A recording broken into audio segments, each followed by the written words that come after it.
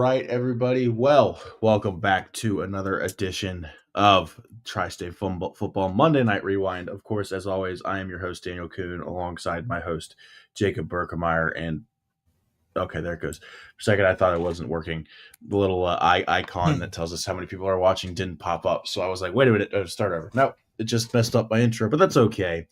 We're at week like 12, I think, now. So, you guys kind of get the gist on the intro. But, of course, this is TriState Football Monday Night Rewind, and we're here to break down all the action from this past weekend. And, of course, now we're knee-deep into it, Jacob. All things playoffs all the time.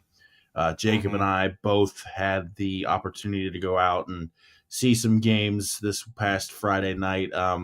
We kind of had opposite ends of the spectrum in terms of the game itself, but we'll get into that. We're just going to go straight into playoff and kind of lump in the game talk with the playoff stuff. So Jacob, I'll let you start it off. I'm assuming we will head on over to Ohio Division I, Region 4 first. Is that correct? Yes, we are. I just wanted to I have so many tabs open on this other screen. I wanted to make sure it's the correct one. Yeah, so here we are for Region 4. We are in the regional semis now for this round upcoming. And we'll just start it off here with the Elder and Fairfield matchup, which, to no surprise, Elder ended up handling Fairfield 27-7. But from what I heard, people at the game, it was kind of closer than expected at halftime. Mm-hmm. It was 14-7, and I think part of that kind of had to do, which we've talked about with Elder all year. They've been really good not turning the football over, and I think that little bit of a first half scare was Caden Estep just threw an interception, but other than that, Tommy Becker continuing his dominance on the ground and just an unbelievable season from him, which I don't think a ton of people were expecting. But 32 rushes, 148 yards, 4 touchdowns. It's kind of been what and then Caden Estep also added 6 rushes for 45 yards. So 180 as a team. And 4 total touchdowns, and then the defense just showing out as always, only giving up 7 points. The defense, Pete Fortcamp had an interception for Elder, and then he also had a fumble recovery. And then his brother Henry Fortcamp also had a fumble recovery as well. So they forced 3 turnovers, had 2 sacks, 6 tackles for a loss as a team. Their defense is one of the best in the States, honestly. So not surprised by this outcome. I don't know if there's anything you really want to add. You hit on the net. You hit the nail on the head with your kind of takeaways from this. I mean, I did see the score line during the halftime of my game. I think I checked up on everything and saw that they were only up 14-7, or it was 7-0, whatever it was. But it was closer than I think this scoreline suggests.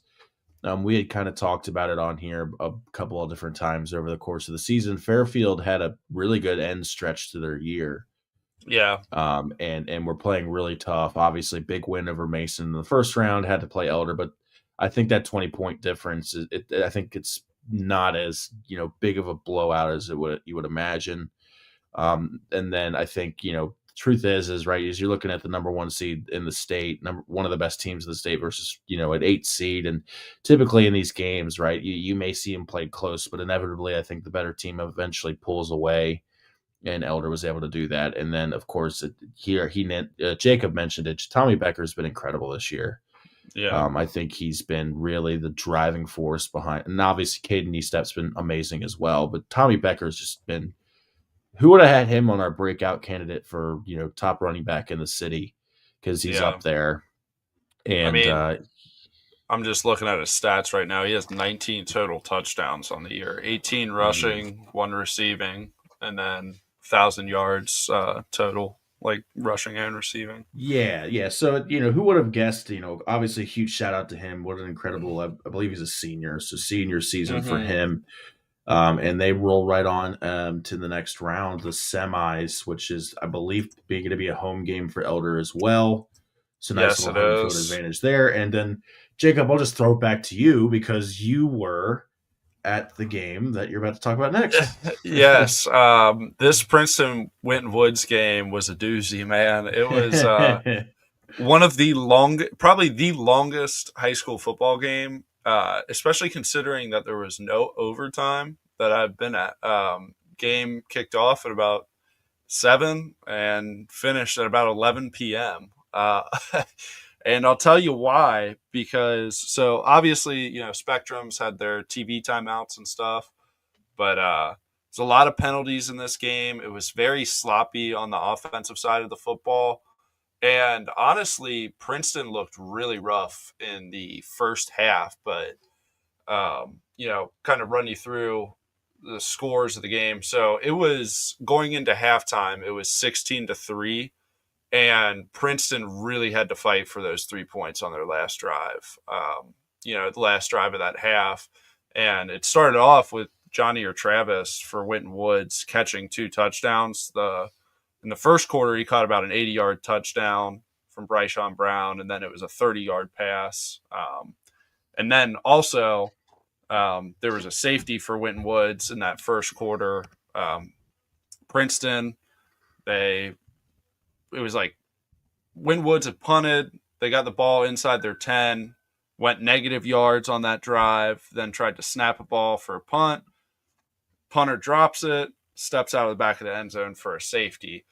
So kind of like I was saying, there just really wasn't anything going for Princeton in that first half. And I was getting very confused too, because they were running like a 3 quarterback rotation in that first half. David Hambrick was playing some quarterback, Zion Neal was playing some quarterback, and then Larice Barnes was as well. So it's hard to kind of keep up with all of that. But man, let me tell you, whatever Coach Parker told them at halftime was huge, because they got the ball to start the half and they opened it up with a 90-yard kickoff return that wasn't a touchdown, but set them up for very next play, scored a touchdown. Then they came out and onside kicked it, recovered it. So they didn't end up scoring on the possession that they onside kicked it, but I think that really just set the tone for the second half, gave Princeton guys a lot of momentum as well, because they just really didn't have much going for them in the first half. And I mean, they had negative 30 rushing yards for the game. They had 22 carries for negative 30 rushing yards, only 154 passing yards, 15 for 31 throwing the ball. And like I said, special teams won them this game, because at the end of the game too, for them to set up their game-winning touchdown drive, which they did score with about a minute left, but there was like 3:30 left in the game. Winton Woods was backed up in their own territory, punting from their 10-yard line, and they kicked it 20 yards. So Princeton got the ball back literally 10 yards outside of the red zone, was able to capitalize, and really want to just highlight Nehemiah Neal for Princeton. He had scored. So this is Zion Neal's younger brother, and a lot of people I think know Zion Neal if you've been paying attention to the GMC Princeton. He's a really good receiver for them. His younger brother's a sophomore, and Zion Neal at halftime, like right before halftime, got a helmet-to-helmet targeting called. So he was tested for a concussion. Not sure if he's going to be available this week. But man, his younger brother stepped up big time, had 2 touchdowns, a 38-yarder and then a 30-yard touchdown, and was just huge, kind of helped put the team on his back. And so they ended up scoring, and then Winton Woods got the ball back with a minute left, drove all the way down the field, 5 seconds left in the game, tried to kick about a 30-yard field goal, missed left, and Princeton ended up winning. So it's definitely a crazy game to be at, to see Princeton come all the way back and fight.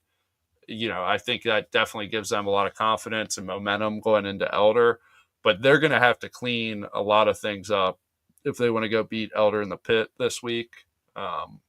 Winton Woods had 21 penalties for 152 yards, and Princeton had 9 penalties for 75 yards. So like I said, just like a very sloppy game, both sides of the ball, like too many false starts. Like if you can't give Elder, you can't get a 5-yard gain on one play and then shoot yourself in the foot with, an offsides or a false start, whatever the penalty is. So I think the defense definitely puts them in a position to win because I think Princeton's defense still played pretty solid on Friday night. Just I think the offense just has to hit their groove a little bit more, and then just play a little bit cleaner game penalty wise. But I know I just talked for a really long time there, so I don't know Well, if there's no, it anything for was you to add. Yeah, it was Jacob's game. He went to it. It was his feature game, and it was like he said, it was a doozy. I was getting live updates as the game yeah, was going on from Jacob himself. We were both talking about each other's respective games on Friday night, so I kind of had gist. But I do just quickly want to point out one of the things you brought up that I think is worth mentioning is you don't talk a lot about special teams mm-hmm. being a reason, being a reason why the game is won, but it's still a very important phase of the game, and I think that further proves it, right? That Princeton was able to come back and win this game because it felt like, at least from my end, not watching it, but it felt like they were kind of dead in the water at a few different points during the game, at least when I saw the score updates. Because Winton Woods, I think they played football this game the way they wanted to play it. It's a little gritty, Mm-hmm. they're tough team to play against, always have been. For sure. So it's very, I think, like you said, for Princeton moving forward, heading into the pit, playing Elder, there's some stuff they have to clean up, polish about their game, but they can ride a lot of momentum heading into that Yeah. matchup with coming from behind and beating Winton Woods in late fashion like they did. Like I said, I think the defense will step up, the way they have all year for Princeton. I think they'll make things tough on the Elder offense, but Elder's defense is going to do the exact same. Yeah, It's not like, and Winton Woods has a good defense, but just going from Winton Woods to Elder, it's not getting any easier, and it's probably not getting any no, easier the rest of the way. So, but yeah, and then last note, just want to kind of, like I said, like we've talked about, special teams making a huge difference in this game. So Nate Messer, the kicker and punter for Princeton, he went 1-for-1 on his field goals, 2-for-2 on extra points, and then his average on his punts were about like 30 yards. And then on the flip side of things, Winton Woods misses their field goal at the end of the game, and then just with some of the punts, for Winton Woods were only going like 20 yards. So there's a lot of hidden yardage there that you're losing, and especially in a game when you're running for negative 30 yards, any extra yardage that you can gain makes a huge difference. So that's really all I have. So we'll keep it moving after that. So yeah, Princeton Elder at the Pit, 7 p.m. this Friday for the first regional semi game. Then you have Moeller here, who ended up beating Lakota West 33-14. Do you remember what it was at halftime of this game? Because I it feel like it was closer than was 33-14. Moeller was losing 14-13, I believe. Yes. Okay. Mm-hmm. So definitely a good comeback from Moeller there. Mm-hmm. The night, I mean, it's just they shut them down in the second half. Came Yeah. out at halftime and took care of business, both sides of the ball, and wiped away any doubt surrounding whether or not we were going to see our first really major upset of this tournament so far. Yeah. And I mean, I do want to point out, I know we've always talked about Ponatowski, and especially a lot more last year than we did this year. He had 156 and 3 touchdowns, so no interceptions. Definitely did a good job back there. But really just want to highlight Tyler Jocelyn. He's been Mm-hmm. a really good runner for them this year with a team that's so much focus is on their passing game and their quarterback. And Excuse me. he went for 32, 166, and a touchdown. So huge If game out I of him. You can talk though. So No, make your you're point. fine. I just was gonna make the point. I believe I'm correct on this. I'd have to back up my claim with a little quick research. I'm pretty sure he was not. He was hurt for a part of this season. Jocelyn was and missed a couple of games. Maybe not. I'm looking at his box score. It definitely looks like he was limited in a few games Okay. because he had the stretch from LaSalle, Elder, and St. Ignatius. He had 4 carries, 6 carries, and then 5 carries. And then every other game this year, he's been over 10 carries. So maybe he was But just limited or something yeah, along the likes. But I feel like I recall him missing a little bit of time, and I think it's good for Moeller to have him back because he was really solid last year. I remember yeah. him showing up quite a bit in the box scores last year. But of course, all anybody wanted to talk about last year was the incredible season that Matt Ponitowski had. So it was easy to overlook Jocelyn, but he's definitely a really big important piece of that Crusaders offense. Well, and I, especially this game, he had 32 attempts, which is his yeah. highest for this year. The other game where he, his other highest total was 16 against St. X. Mm-hmm. So, I mean, I just think that adds a different dimension to that offense. If especially come playoff football, where you know time, clock management's important, time and possession, score, all that stuff's important. So if you're up 2 touchdowns, late in the third quarter, early in the fourth, if you're able to hand it off to Tyler Jocelyn and he's picking up 5 yards a pop, that's huge for moving forward through this playoff run, and especially if weather conditions get bad at any point, throwing the balls harder, all that stuff. So I just kind of wanted to highlight that because they had a 34-14 differential in time of possession, so That's almost pretty 20 more crazy. minutes. Yeah. Um, and then other than that, not a ton of other stuff popping out on the box score. Moeller did get an interception, which helps, I'm sure. Maybe flip some momentum at some point, but good game for sure. Yeah, Good I game think for I think Moeller. that was a solid win for Moeller because Mm-hmm. there were a few question marks. I think a little bit, not that like how do I put this? A little hesitancy to kind of Yeah. like really put them into that echelon of like, okay, they're going to be able to compete with Elder, which didn't know they lost to Elder because Elder's undefeated. Danny, I almost said Yeah. I thought they beat Elder, but no, they didn't. Yeah. But they not it didn't feel the same as some of the teams recent Moeller teams in the years past. But I think that they're finding their stride here late, and then of course we'll get into it. But we think we mentioned it earlier this year after the first game that Moeller and X I think play each other almost every single year in this exact Yeah. round. Like Yeah. it's like almost a given. It's And I clockwork, think dude. Jacob, I think that now that I've brought him up, I think we both need to I don't know if issue a formal Yes. apology or just eat our I, words, but I'll issue a formal apology to all St. X fans, coaching staff, players alike. I truthfully did think East was going to put up a little bit more of a fight than they yeah, did. But man, we yeah. were texting about this game, because I think East went up 7-0. 7-0. Yeah, they Yeah, opened so the I game was like, scoring. Yeah, okay, like maybe we'll get this one right. Nope.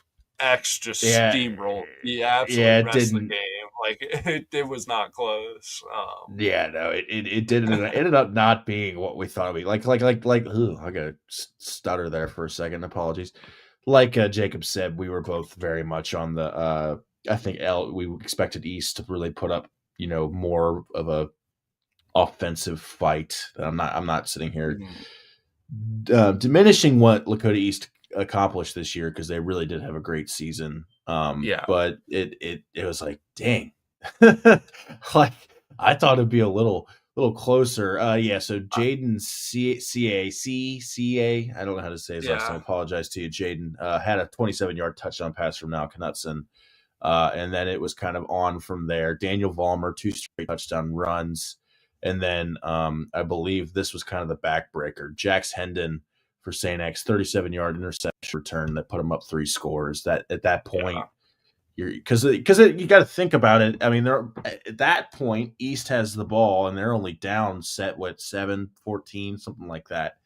So the game's not Hmm. out of reach by any means. And then just you have a pick six like that. It's just kind of That's all she wrote. Yeah. But the main reason why I wanted to just check this was because I wanted to see if I was correct. No, I'm not. I wasn't by 4 yards. I said her last week that if Ryder Hooks got held under 100 yards, then Yeah. East would win. He had 104, so almost came true, but not quite. But it Yeah. certainly seems like they did shut him down, the X defense, which we talked about it last week. That X defense, we talk a lot about Elders defense, but X has got a pretty darn good defense as well.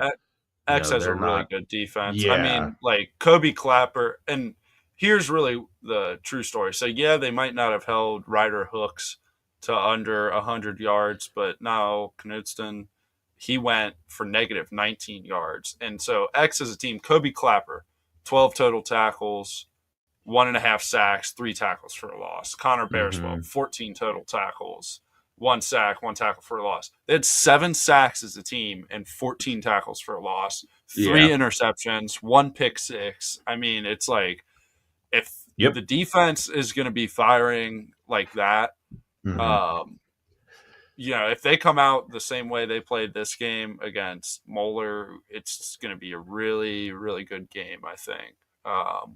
Yeah, and the thing I love about X too is earlier in the year, I covered them week 1. Daniel Vollmer virtually played like no snaps on offense. Mm-hmm. This game, he's Yeah. 13 rushes, 83 yards, 3 touchdowns. And it's like, I think that's a huge key for their offense is like, if Vollmer's in the game, their offense is so much more explosive. And I think just they have that big playability when he's in the game and just consistent, chunk yardage on run plays too, where I felt like they were kind of missing that earlier in the year. And I'm just going to click on his.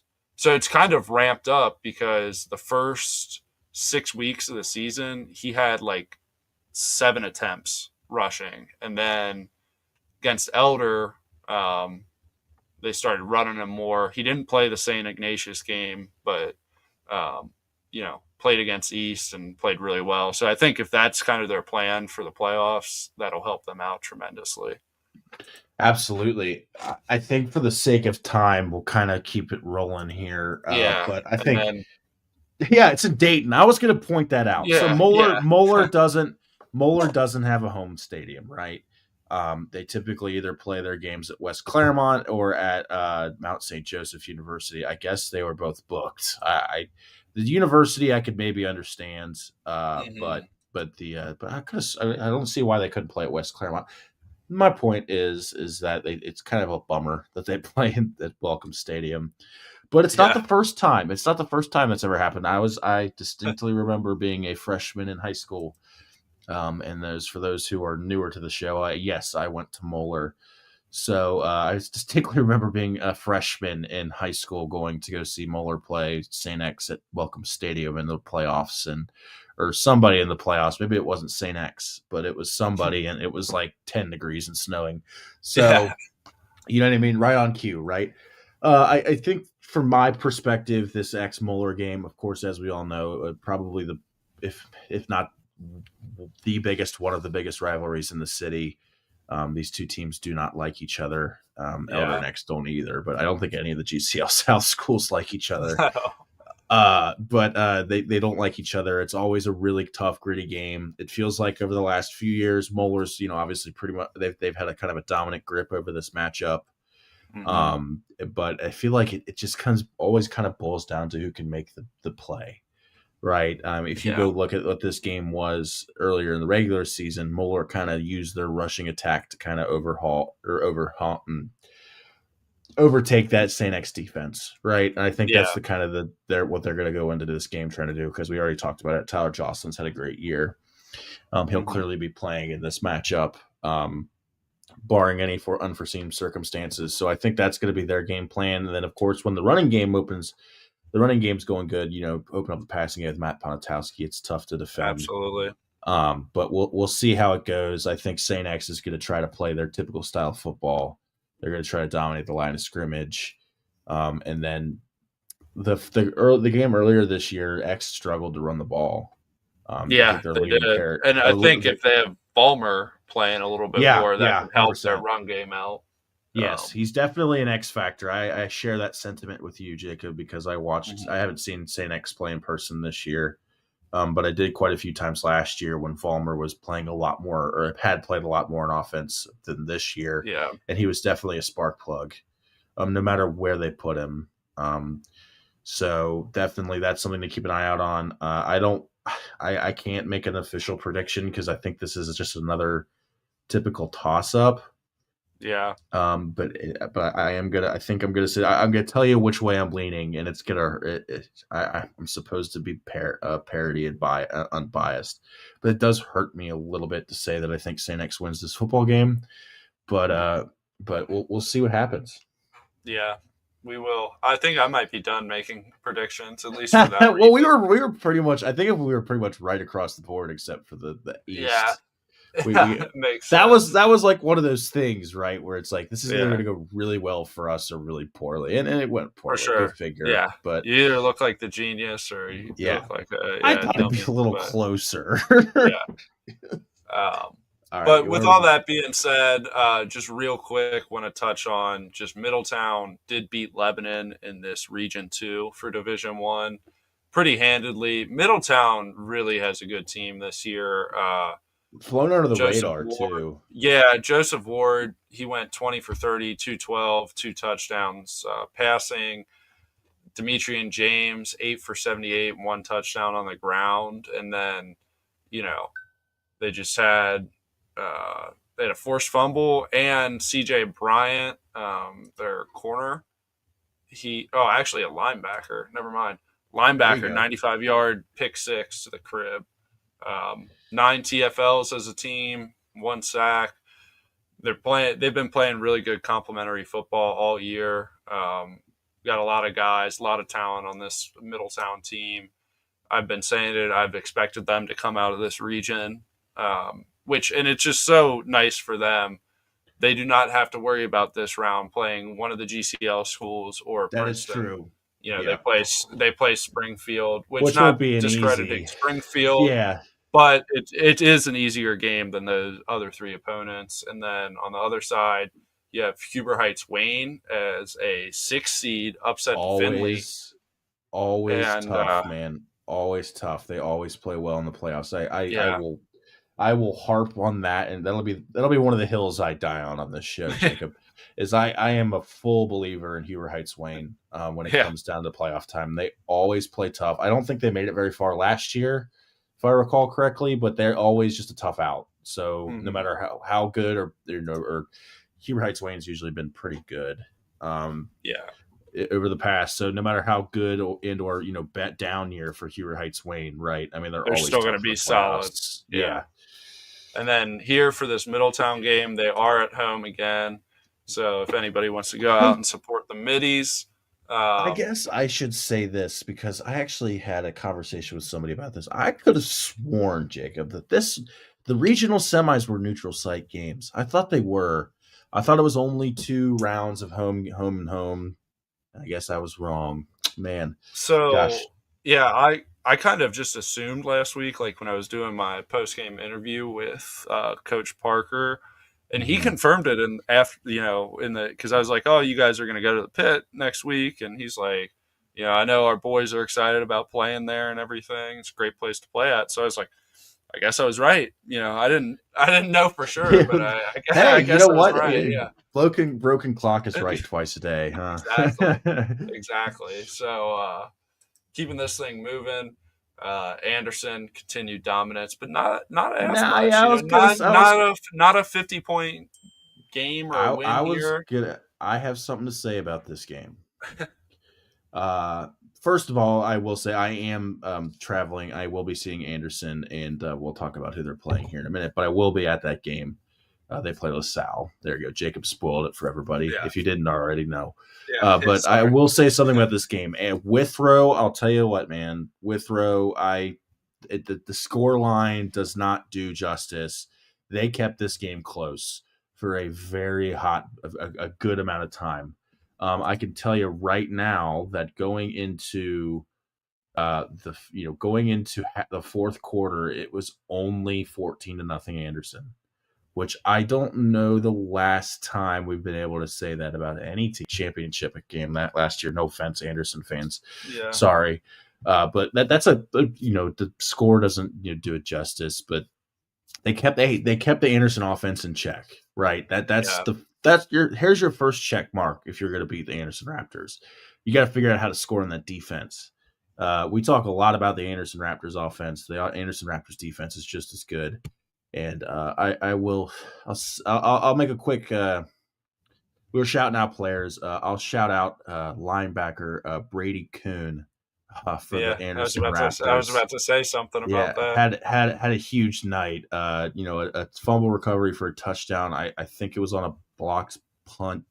I think I heard that correctly. I could be wrong. Then he had himself a safety as well.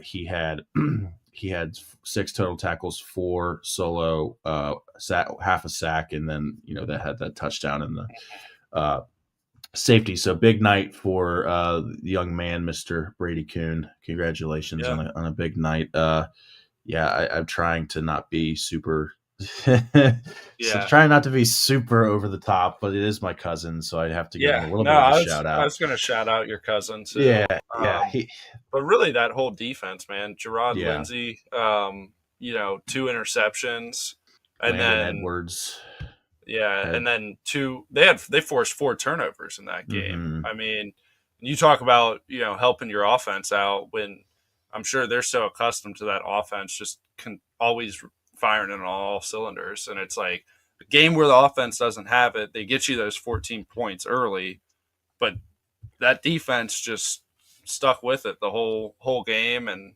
was able to kind of put the team on their back there. It's funny. We're like, oh, the Anderson offense had a down night. Owen Scalf still threw for almost 300 yards. So I don't know.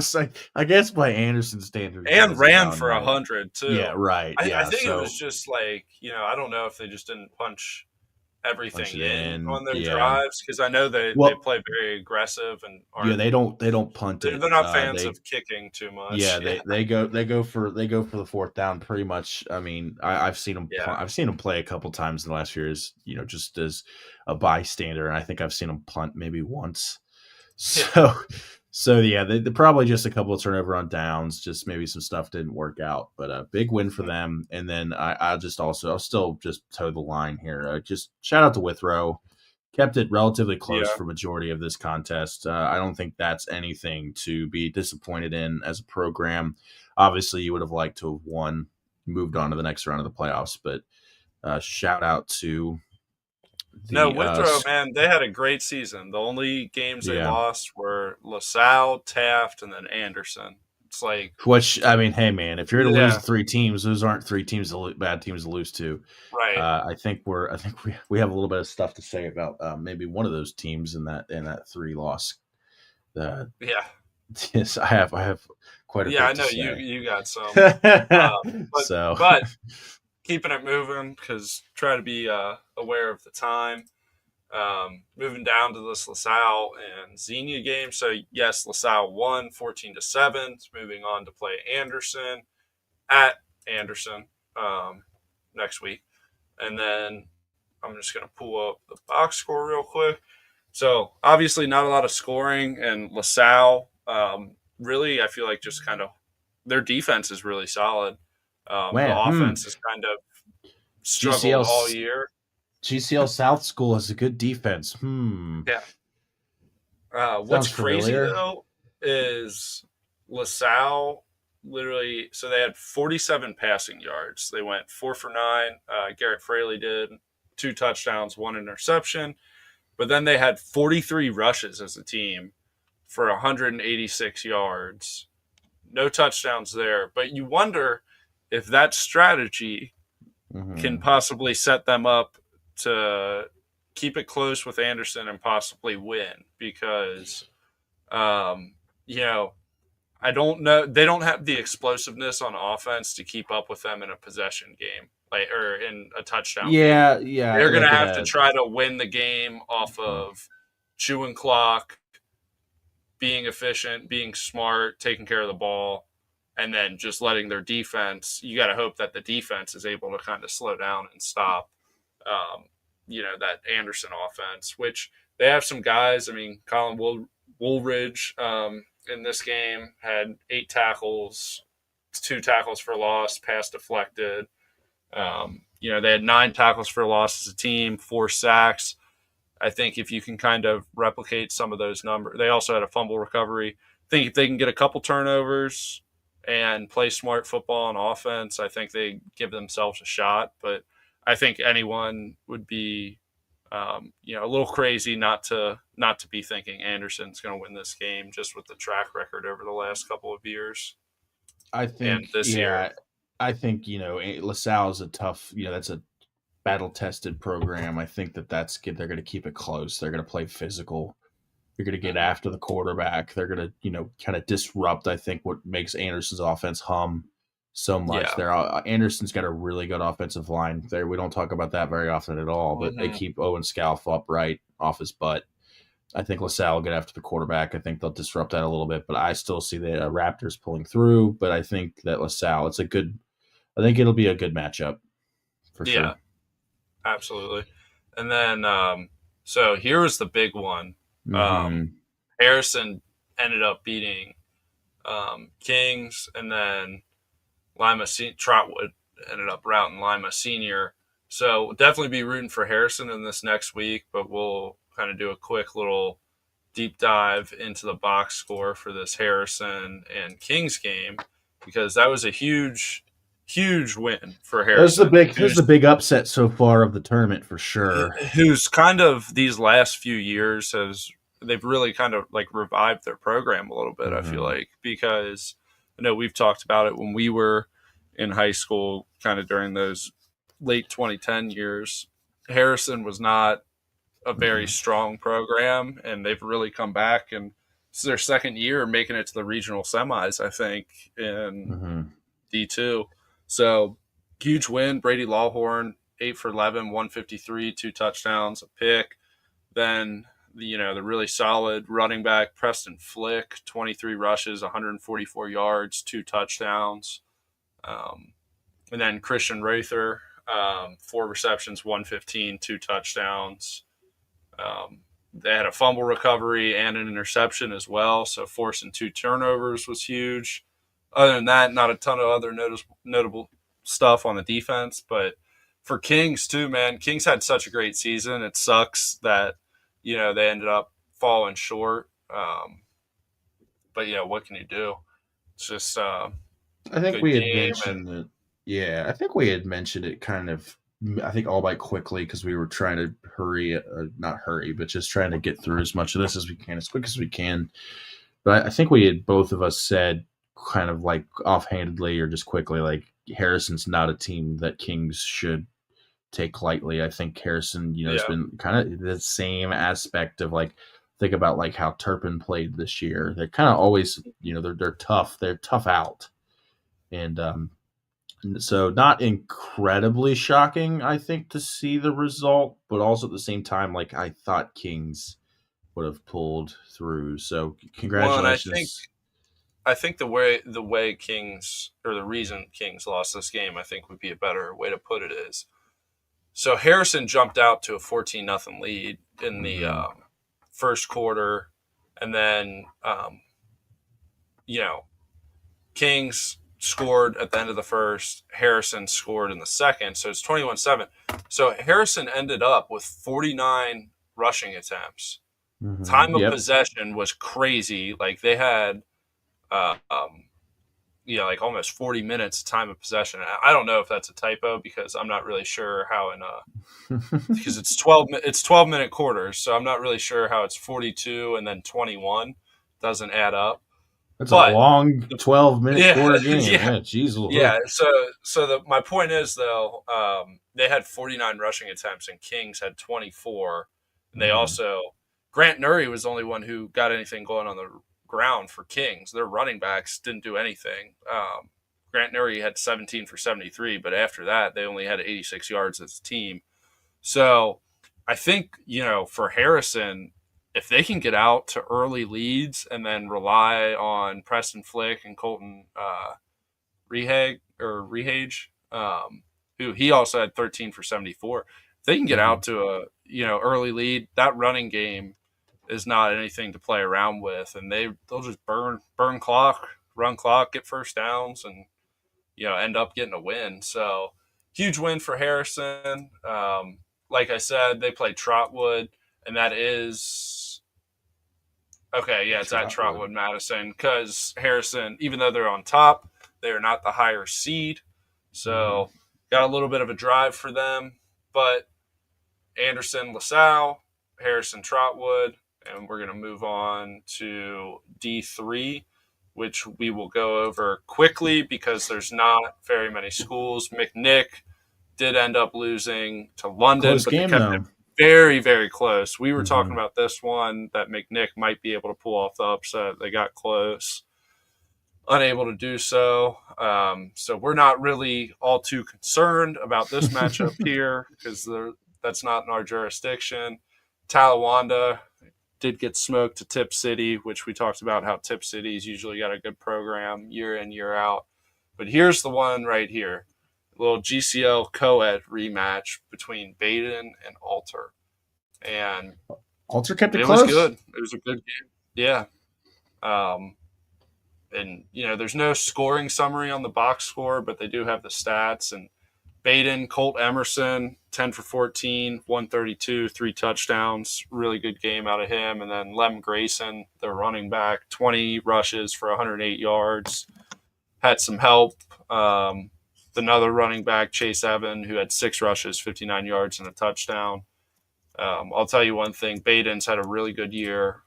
10-1 so far this year. And, Alter was, 8-3 going into that game, and they had beat Baden in the regular season. Or no, they had lost to Baden. My apologies. They lost to Baden earlier in the regular season too. So really tough to go in and beat a team twice. It's like what we were talking about. You get, if Elder wins and then ends up playing the winner of Moeller and X, it's like all 3 of those schools are going to have to beat somebody twice. So somebody twice. Or if you're St. X or Moeller, you got to beat 2 GCL teams twice, or beat them for the first time. Yeah. Yeah. You got to play. I guess X, you would have to win for the first time this year, both games, to make it out. But yeah. So it always makes it tough, though, when you're playing these schools that you see during the regular season. So we'll be rooting for Baden out of this. Hopefully they can kind of make a run, beat Tip City, and then, beat whoever the winner of London and Jackson is. So we keep talking about this division. And last but not least, the crowd favorite. I don't know if it's a crowd favorite, but it's our favorite. Indian Hill putting the beat down on Washington. It's Washington Courthouse, Jacob. Yeah. I'm gonna do it every week because I guess that's the only week I'll have to do it. But so it sets us up, and here's your game, which you can talk about Taft for a little bit as well. Yeah, I'll try to, since we're already at 43 minutes and we still have to, kind of quickly run through Kentucky and Indiana. I'll keep it as short as possible. I and Jacob both probably in the same boat. If we both were really like, I kind of want to see Taft play. Like just seeing their scores and seeing how dominant they've been all year. It's like, man, what's in the water at Taft High School? Like what's really defines this team? And I'll tell you, I found out a multitude of different things. I'll start that Clinton Massey. Like I think I said it on the show last week. Not an easy game for Taft, second round. Now, obviously, the box score and what I'm about to tell you tells you differently. But so to start this game, Taft got the ball first, immediately fumbled the opening kickoff. They gave Clinton Massey the ball in their own territory. It was like automatically, I was like, okay, here we go. This is like 2 exact opposites of each other. So for those who don't know, Clinton Massey still runs a wing T. 1, you don't see that anymore. And 2, heck yeah, that's pretty awesome. Yeah. So awesome. Clinton Massey got all the way down into about, I want to say, I think it was the 25. The reason why I can't tell you exactly is because they don't have anything on the box score for this game. However, I have a memory, so I could tell you what happens. Clinton Massey doesn't throw the ball very much. Their quarterback, gosh, what's his name? Jeez, I did just write the freaking recap for this game, so you'd think. Hold on a minute, I'll tell you his name here in a second. Just give me one quick chance to tell you. Yes, okay, Caden Zantene. Caden Zantene. He doesn't throw the ball very much. That's a run first offense. And so they got into, I think, like a 3rd and 10. They're inside the Taft, maybe 30-yard line. It's not really a kick situation. So you got to go for it. And they tried to throw the ball. And a name you're going to hear a lot about if you haven't already, Monsana Torbert. Monsana Torbert. I want to keep using Mike Torbert. Torbert. I don't know how to say his name. Same last name. I don't know if there's any relation there, but Monsana Torbert. God, I'm never going to get it right. Apologies, Monsana. He's Taft's quarterback, and we'll talk about him in the offense in a second. But he's also a safety, and he proceeded to pick the ball off and take it back 100 yards for a pick six to open the scoring. Clinton Massey then proceeded to, I know this for a fact. Taft didn't have a single offensive snap the entire first quarter. Clinton Massey held the ball that long. They got down into the red zone, eventually ended up with a 4th down. They went to go kick the field goal. Taft jumped off sides. Clinton Massey was able to score. That was the first time anybody scored on Taft since September. So keep that in mind when you think about the final score of this game. That is the first 7 points that Taft has given up in almost 3 months. So big shout out to Clinton Massey for even getting it done. But I'll get to the chase here. Cut to the chase here. Taft's just so fast. They every time they touch the ball, like their very first offensive play was a 60-yard touchdown run by Najee Hill. Like as soon as they get the ball, it is just like unreal how quick they are. But the thing about it is they have to have a good offensive line to do this, and they do. I don't think Monsana Torbert had to lift a finger all game from passing the ball. I mean, he had all the time he wanted in the world.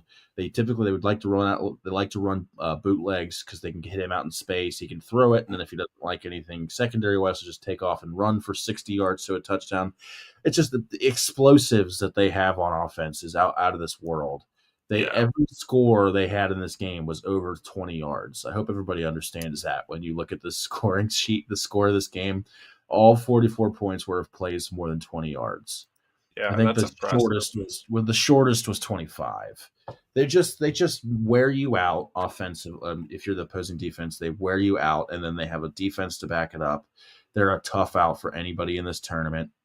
The one thing I will say quickly is that they need to clean up a little bit of the mistakes.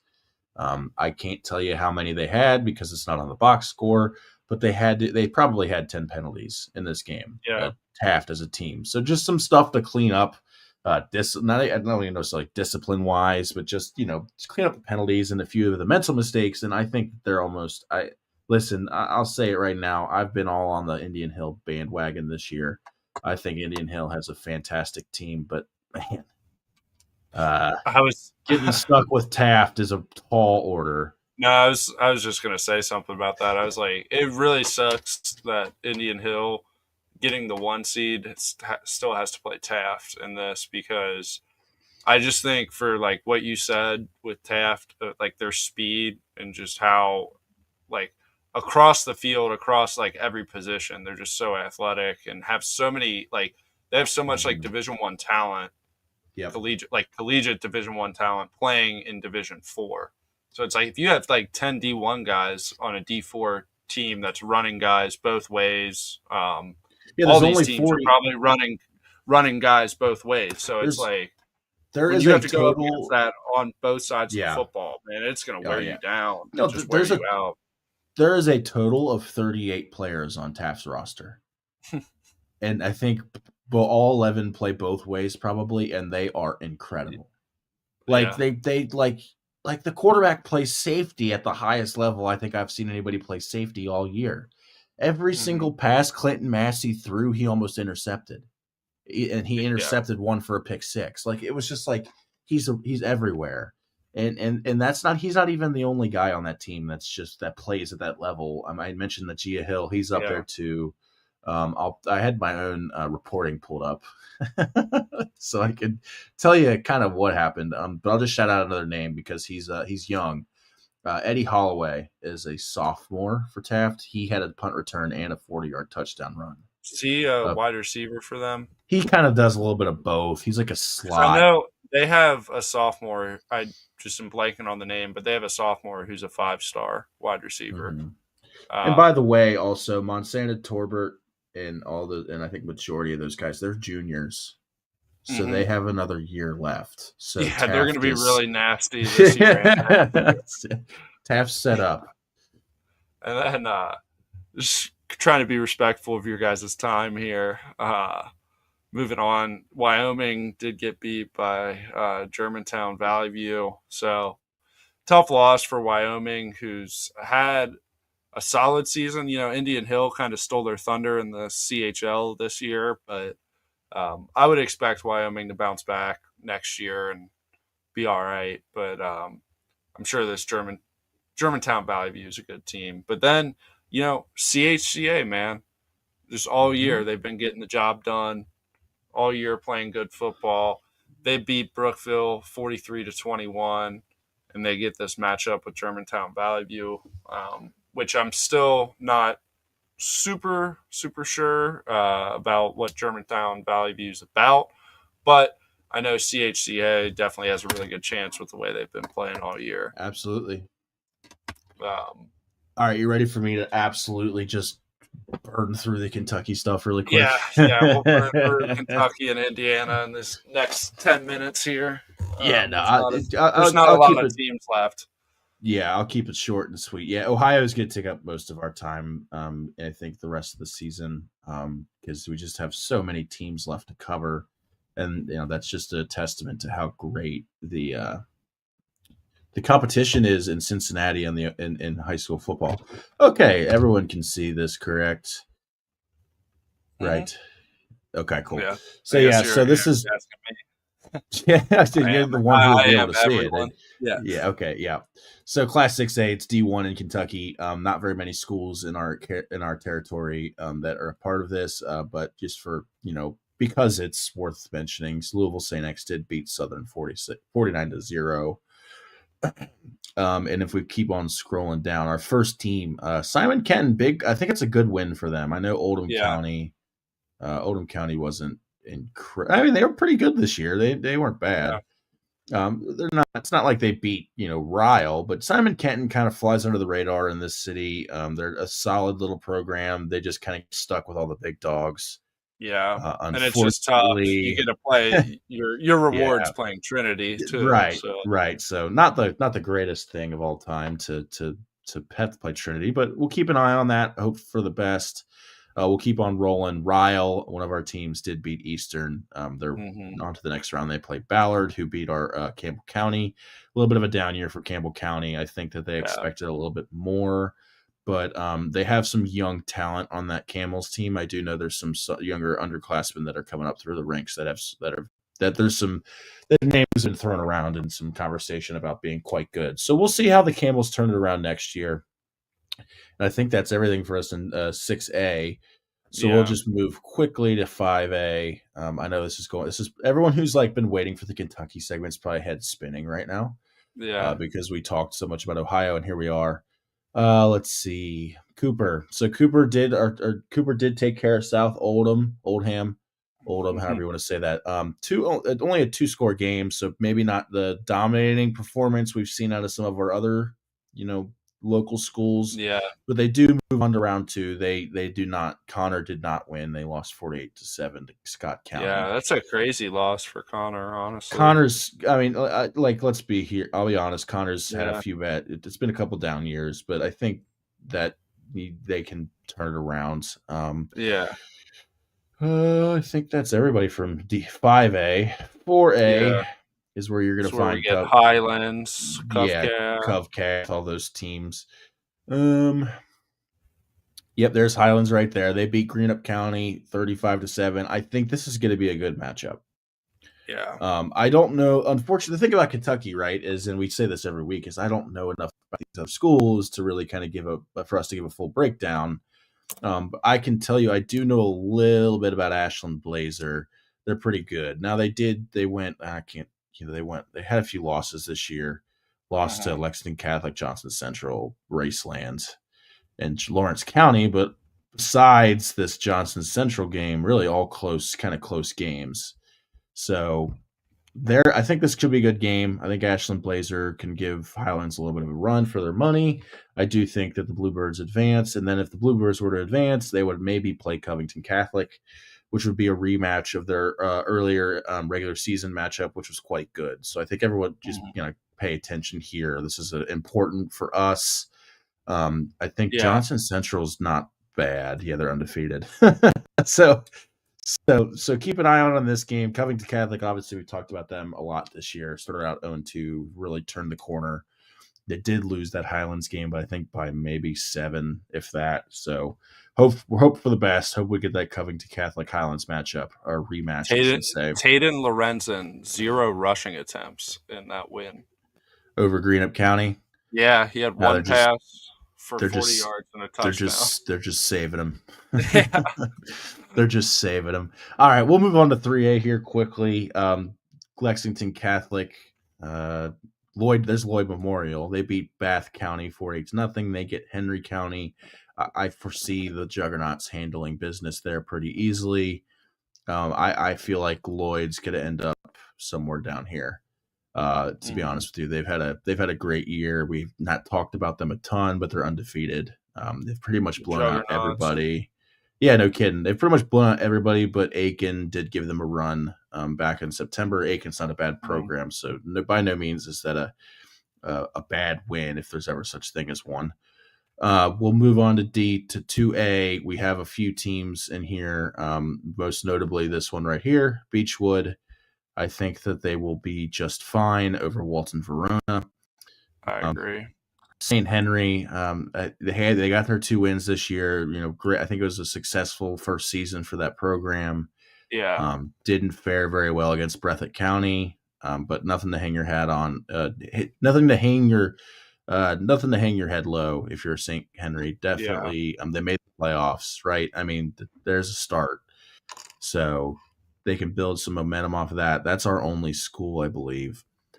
This is the team I do want everyone to keep an eye on, just because Beechwood usually ends up playing Martin County. They're typically the Mm-hmm. two best teams in this 2A, or two of the best teams in 2A, and they usually end up playing each other. So keep an eye out. We'll probably see that again here, if I had to guess. And then we'll move on to 1A quickly.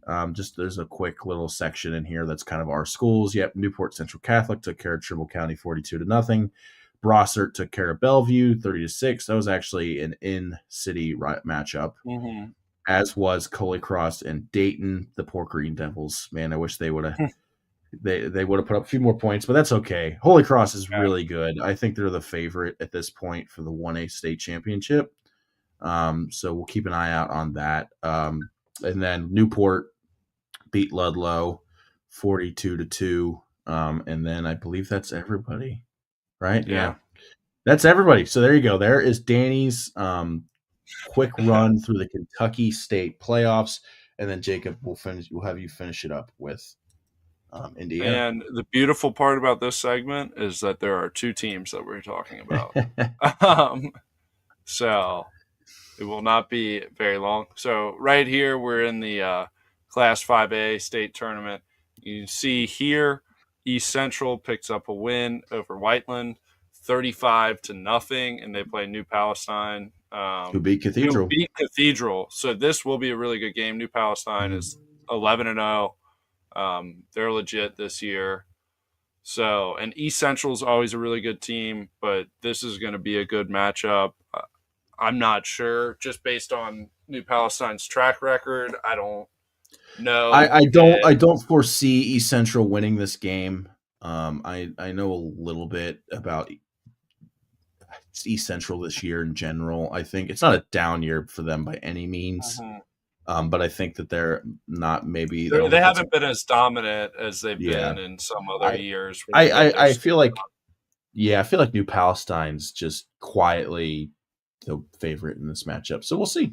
Yeah, we will. But if they win, they go to the state semis. So um, that's exciting. Or Indiana's weird. yeah, They do everything yeah, it's early. weird, but yeah, they'll be in the state semis next week if they do, and then yeah, let me go to this Class 3A where we have the good old Lawrenceburg Tigers, um, who also get the luxury of playing an undefeated team in Cascade. But Lawrenceburg came off a 41-3 win over Greensburg. And same situation in this one. If they win, they get to the state semis. You know, huge game for both of these schools. We know Indiana's not super represented by TriState football just because there really is only about 3 schools over there that we pay attention to. The rest, it's kind of It sounds so whatever. horrible to say it that way, but yeah. Um, but I mean, it's the ones that are close by. But yeah, I'm not going to be paying attention to what's going on in Knox and Angola. Um, to be Man, I don't know, completely man. honest. Angola just strikes me. Angola's going away. I'm just Yeah, kidding. I don't know. but It'll be so interesting to yeah, check it out. so those are two Indiana schools that if you're looking for schools kind of close to Cincy that might have a run here, Lawrenceburg and East Central. But with that being said, we have found a way to make it to an hour again, which is awesome. Hey, It will get shorter. We had It will get viewers. yeah. We had viewers the whole entire time. So thank you to all of our dedicated listeners and viewers, I guess, out there. We appreciate you. Yeah, it's playoffs. We even tried something different tonight to make it go shorter, and it didn't. It went to about the Still exact just same hit the time mark. as Yeah. last week. But obviously, as the playoffs continue to go on, there's less teams and less for us to talk about. So it'll get shorter. But thanks for bearing with us again for another hour. But we really do like talking about football and talking about Cincinnati Tri-State football. It's just great competition out there, and playoffs to bring out the best and all of it because it's it's go time. So with that being said, we're going to sign off here. If you want to check out any of our other content, any of our other previous very long or slightly shorter shows from earlier this year, you can catch all those at TriState Football's brand new, awesome website that was new this year. You can check it out on all major podcast platforms, your Spotify or Apple Podcasts, wherever you may get your podcasts from. And then, of course, on social media as well, where you can also check out all of our amazing content. If you want to follow along with me in the Anderson LaSalle game on Friday night, be sure to check out TriState Football's Twitter. I'll be live, or at least live tweeting from there. Anywho, that is everything we've got. Jacob, another great show. We will see you guys again next week. Have a great evening.